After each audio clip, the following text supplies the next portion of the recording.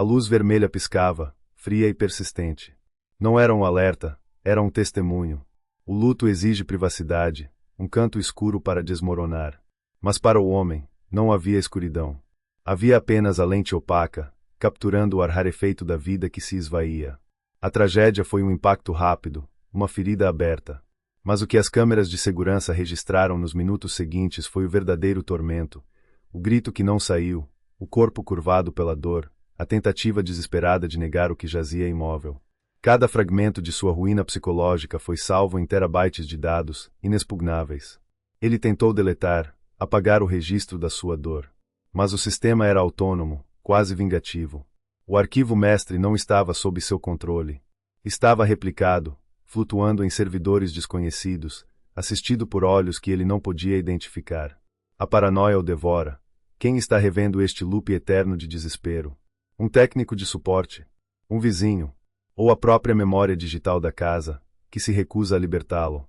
A busca por silêncio transforma-se em caçada. Ele não busca justiça, ele quer apenas apagar o espelho. Mas há uma suspeita gélida. E se as lentes impassíveis não tivessem capturado apenas o seu colapso? E se, no silêncio perturbador que se seguiu à catástrofe, elas tivessem registrado algo que se moveu nas sombras? Uma verdade que o sofrimento pretendia cobrir. O que está escondido naqueles segundos de filmagem que continuaram correndo depois que o mundo parou? O arquivo final não é evidência, é uma sentença. A paranoia atingiu seu pico em novembro de 2022.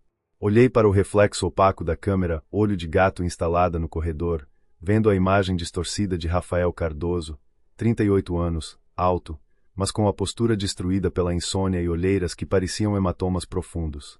A residência ou claustro se tornou uma prisão de vigilância. Eu havia tentado de tudo para invadir e destruir o feed, mas a descoberta da autonomia foi brutal. O sistema me rejeitou, bloqueando a permissão de administrador. Pior, replicou meus momentos de ruína psicológica para o servidor externo chamado Nuvem Negra. Eu não estava apenas sendo gravado, eu era um show de horror distribuído para um público invisível. Eu precisava de uma chave, de uma quebra sistêmica que eu, com toda a minha fortuna e influência, não conseguia executar. Foi assim que marquei o encontro com quem me prometeria o silêncio, no bar A Lente Quebrada, um buraco infectado pela fumaça e iluminado por um neon vermelho que parecia sangrar. Ela estava sentada no canto mais escuro, mexendo em um tablet que refletia fracamente a luz suja. Isadora Ribeiro, de 29 anos, baixa, cabelos curtos e castanhos, não parecia a salvadora que eu esperava, mas suas mãos nos teclados eram lendárias, capazes de quebrar qualquer sistema.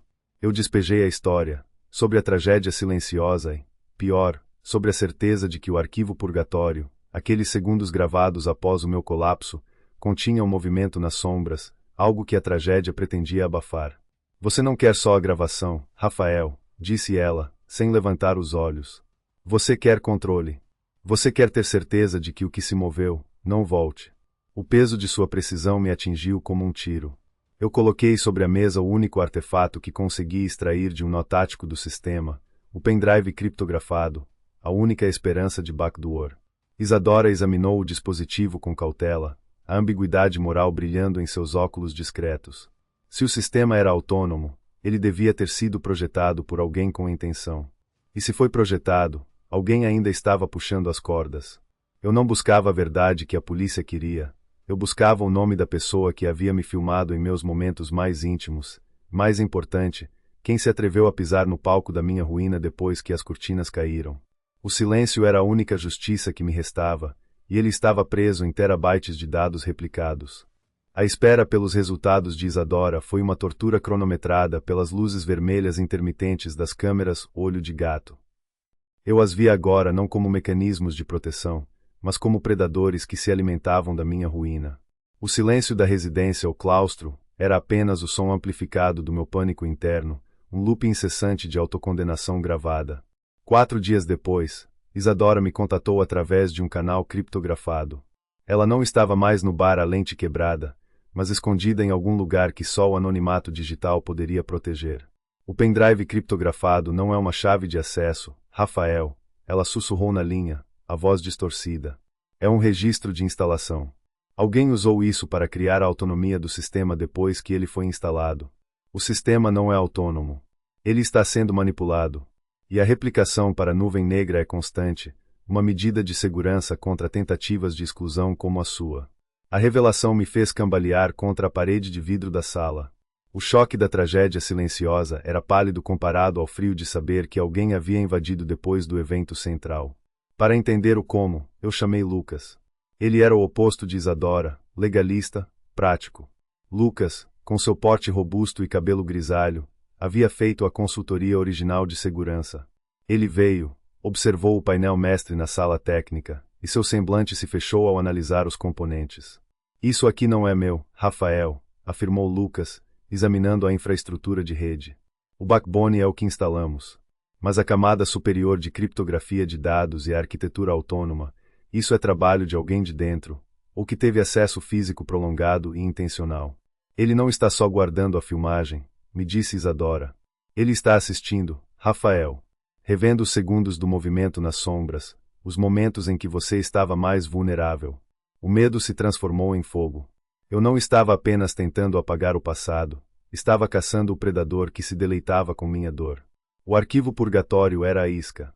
O que as câmeras registraram nos segundos após o meu mundo ruir era, afinal, o mapa para a nuvem negra, e a caçada por meu silêncio havia finalmente encontrado um rosto.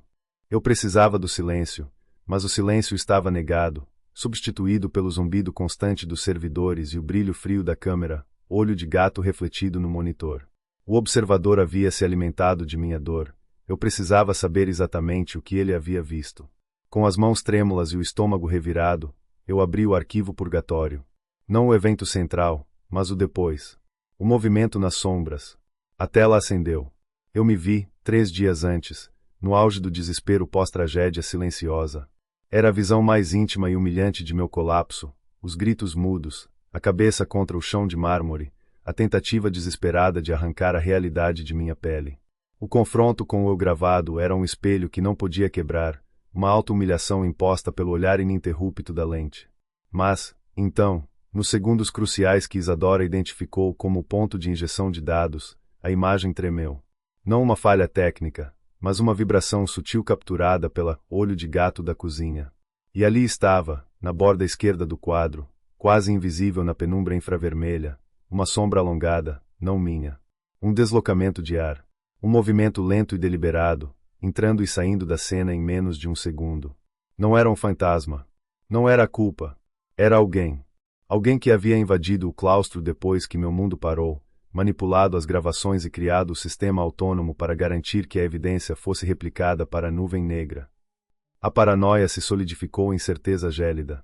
O observador não estava apenas assistindo à minha dor, ele era parte da verdade que eu tentava apagar. Eu pausei a imagem no frame exato da sombra. Meu silêncio não seria comprado, seria arrancado à força. Eu peguei meu telefone e liguei para Lucas.